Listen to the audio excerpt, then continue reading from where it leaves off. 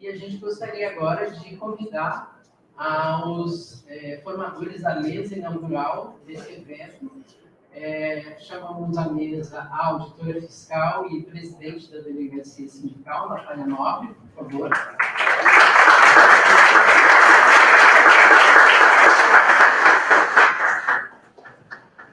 Bom, pessoal, diante do adiantado da hora, a gente vai pular essa formalidade aqui da formação da mesa, tá? A gente iria ocupar a mesa com os nossos palestrantes, com os nossos parlamentares, mas para a gente poder até avançar um pouquinho. Mas, assim, antes de começar, eu queria agradecer a presença de todos vocês, né? Não só os que estão aqui presencialmente, mas os que estão contribuindo aqui com a nossa divulgação dessa informação online também, os colegas que estão nos assistindo de forma online. E antes de passar para o início das nossas conversas de hoje, eu queria trazer para vocês um pouquinho da conjuntura brasileira, para todos entenderem a importância que é essa campanha tributária Super Ricos e a importância que é a gente batalhar para mudar a realidade brasileira. E aí, nesse sentido, né, eu trouxe aqui algumas informações sobre a desigualdade social no Brasil. Todos nós sabemos que a desigualdade social brasileira ela é enorme, mas eu tenho certeza que muitos não têm noção do quão grave é esse problema no Brasil. Essa imagem, ela mostra justamente quais são os países com uma desigualdade social maior. Esses países que estão aqui em vermelho são justamente aqueles que têm uma desigualdade social maior. Então, fica muito claro que o Brasil ele está ao lado dos países africanos nesse problema. E quando a gente verifica realmente os números, a gente vê que, na verdade, o Brasil ele é um dos países mais desiguais do mundo inteiro. Tá? Então, quando a gente analisa, por exemplo, a participação dos 10% mais ricos das populações mundiais em relação ao PIB, a gente vê que no Brasil, 59% do PIB, ou seja, né, mais da metade do PIB brasileiro, quase 2/3 do PIB brasileiro, ele é concentrado na mão da população, de 10% da população. Isso daí, quando a gente compara, por exemplo, com a média do Oriente Médio e do Norte da África, a gente vê que o Brasil ainda é pior. O Brasil está pior do que a média também da América Latina. E quando a gente compara com outros países, a gente verifica que a situação brasileira é gravíssima. Quando a gente verifica a questão do 1% mais rico, a gente vê que a situação é ainda pior. Ou seja, a desigualdade brasileira ela é muito maior do que a gente imagina. Analisando o 1% mais rico, ou seja, 1% da população que tem um maior nível de renda, a gente vê que no Brasil, 28,3% do PIB é concentrado na mão de 1% da população. Então, quase 1/3 da renda do país é concentrado em 1% da população. Tá? Então, a gente vê, quando compara com outros países, a gente vê que realmente o Brasil só está pior do que alguns poucos países africanos. Essa é a nossa realidade. E a gente vê que outros países, mesmo da África, têm uma situação melhor nesse índice do que a brasileira. Tá? Então, a situação realmente é muito grave. E o pior de tudo é que essa situação ela vem piorando ao longo dos anos. Então, ao invés de nós termos um contexto em que a situação brasileira ela melhora com o passar dos tempos, em razão justamente do nosso sistema tributário e da falta de políticas públicas adequadas, o que vem acontecendo é piorar essa situação. Aqui a gente tem um gráfico do índice de Gini brasileiro, aqui a gente sequer colocou o período da pandemia, que no período da pandemia essa situação ficou ainda pior, e a gente vê realmente que esse índice de Gini ele varia de 0 a 1, sendo que o 0 seria o ideal e o 1 seria a desigualdade total. E o índice brasileiro ele realmente só é comparável a alguns poucos países africanos. A gente não tem, no resto do mundo, uma situação tão ruim quanto a brasileira, né? E a gente vê que o índice ele vem crescendo aí ao longo dos últimos anos, o que significa uma piora da desigualdade social. E, assim, outra situação, também um dado de antes da pandemia, né, como eu falei nesse sentido da gente mostrar que a desigualdade social brasileira ela vem piorando, é quando a gente analisa aqui, tá, o que aconteceu nos últimos anos. Aqui está errado, na verdade, é 2019. Mas, então, o rendimento dos 50% mais pobres da população, nos últimos anos, ele diminuiu 17%, enquanto o rendimento do 1% mais rico cresceu 10%. Isso sem considerar o período da pandemia, porque na pandemia essa situação se tornou ainda mais grave. Tá? E por que isso? Quando a gente vê a composição da nossa arrecadação, fica muito claro, quando a gente compara o Brasil com a média da OCDE, fica muito claro que a arrecadação brasileira ela é muito concentrada no consumo. Então, aqui, né, esse azul mais escuro é a tributação sobre o consumo.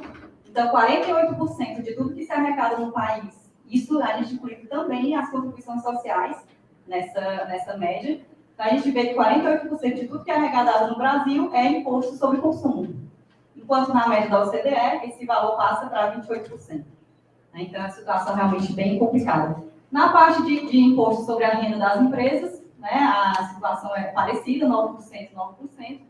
Mas, quando a gente vê, por exemplo, a tributação da renda, do rendimento das pessoas físicas, a gente vê uma outra diferença muito grande. Enquanto no Brasil, né, o rendimento, a renda das pessoas físicas, ela responde por apenas 10% do total da arrecadação, na média da OCDE, isso aí é 26%. E na propriedade, a gente tem uma diferença também. No Brasil, a tributação sobre a propriedade atinge 5% do total arrecadado, enquanto em países da OCDE, a média é de 7%. Então, realmente é uma situação que precisa mudar. Além disso, a gente também, é importante a gente saber que o Brasil é um dos países que tem o maior índice de sonegação fiscal. Tá? Isso aí, a gente tem vários estudos que comprovam isso. Quando a gente vê a nossa dívida ativa tributária, a gente vê que ela é crescente. Ano após ano ela cresce, ela está atingindo hoje quase a metade do PIB brasileiro, está chegando a 1/3 do PIB brasileiro.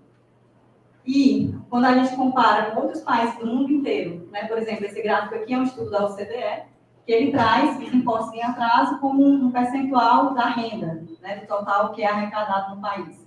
E o Brasil, ele é o terceiro pior país nesse índice, chegando aqui a quase 160% de dívida em relação ao que é arrecadado.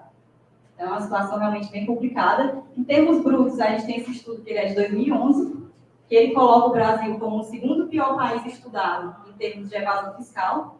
Então, em termos de valor evadido bruto, em bilhões de dólares, o Brasil fica em segundo lugar. Nesse mesmo estudo, quando ele entra em percentual do PIB sonegado, o Brasil continua em segundo lugar, a Rússia sobe para primeiro, o Brasil continua em segundo. Então, realmente, é uma situação bem complicada. E para finalizar, além de todos esses problemas que a gente já comentou, a gente tem também uma situação do contencioso tributário brasileiro, que ela é muito esdrúxula. O que é o contencioso tributário?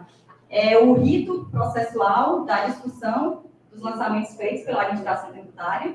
Então, a gente tem hoje uma situação em que os super ricos, eles já têm uma tributação mais favorecida pelo próprio sistema tributário, e, além disso, eles quando não querem recolher os seus impostos, então recorrem a artifícios da legislação para não recolher, e quando a Receita Federal, as receitas estaduais identificam isso, então, no caso federal, isso aí passa por um processo de autuação do contribuinte, o contribuinte ele é instigado a recolher aqueles tributos, mas o que o contribuinte faz? Ao invés de recolher, ele vai discutir aquele crédito administrativamente. Então, aquela fraude, ela se torna um processo que vai ser discutido dentro da própria Receita Federal, e o que acontece hoje é que o Brasil tem um período de conclusão desse processo de discussão do crédito tributário, tanto administrativo quanto judicial, de cerca de 19 anos.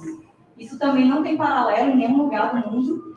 A gente tem vários estudos que mostram isso, que é o maior tempo do mundo inteiro de discussão administrativa e judicial do crédito tributário. Então, muitas vezes, os grandes sonegadores, eles deixam de recolher seus tributos já cientes de que, caso eles sejam identificados pela Receita, eles vão poder não recolher, discutir, eles vão passar o tempo que eles quiserem discutindo, porque existem várias brechas na legislação para isso.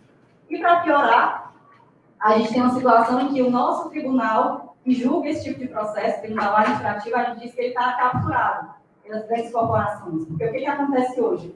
O nosso tribunal administrativo, que é quem vai dar uma decisão final administrativa sobre esse tipo de discussão, então, a gente tem uma grande corporação que deixou de recolher determinados tributos, a Receita Federal identificou, foi discutido isso no âmbito da DRJ, que é uma instância dentro da Receita Federal. Depois disso, o contribuinte ele recorre para esse tribunal administrativo, que é o CARF, e dentro desse tribunal, ele é formado por metade de julgadores que representam justamente o capital econômico. Então, são representantes de grandes confederações empresariais, que vão ter metade dos votos. E, recentemente, houve uma mudança na legislação no sentido de que, se houver empate dentro do julgamento do tribunal administrativo, o processo ele é resolvido contra o Estado brasileiro.